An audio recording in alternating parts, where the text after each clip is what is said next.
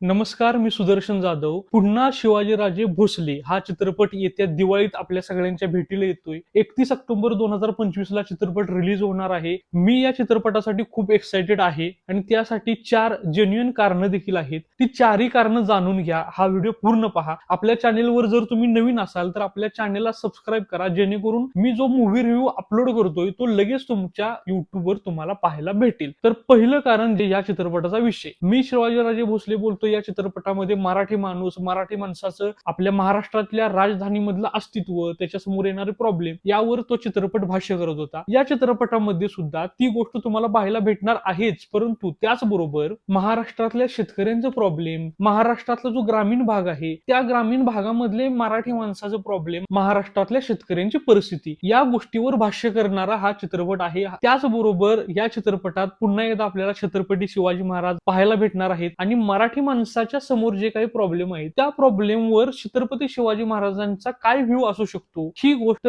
महेश मांजरेकर यांच्या दृष्टिकोनातून आपल्याला पाहायला भेटणार आहे. हे पहिलं कारण.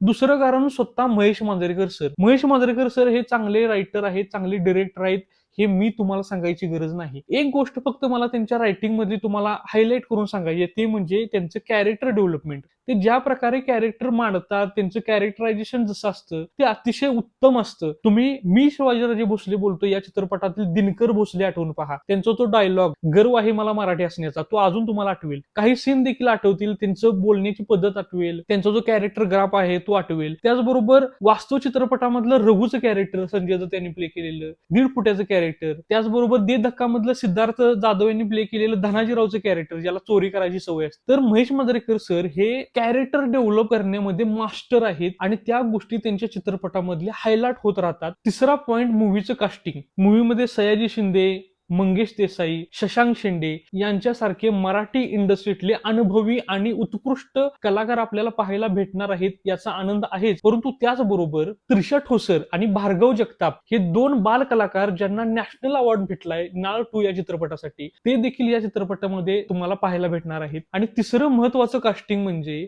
छत्रपती शिवाजी महाराज यांच्या भूमिकेमध्ये आपल्याला सिद्धार्थ बोडके हे पाहायला भेटणार आहेत. टीजर मध्ये किंवा डेट अनाउन्समेंटच्या व्हिडिओमध्ये आपल्याला त्यांचे काही डायलॉग आपल्याला पाहायला भेटले. ते डायलॉग इतके कन्व्हिक्शनने त्यांनी डिलिव्हर केलेत. मला असं वाटतंय की छत्रपती शिवाजी महाराजांचं रुद्र रूप आपल्याला या चित्रपटामध्ये पाहायला भेटेल. तिसरी आणि सगळ्यात महत्वाची गोष्ट ही की या मूवीची ट्रीटमेंट.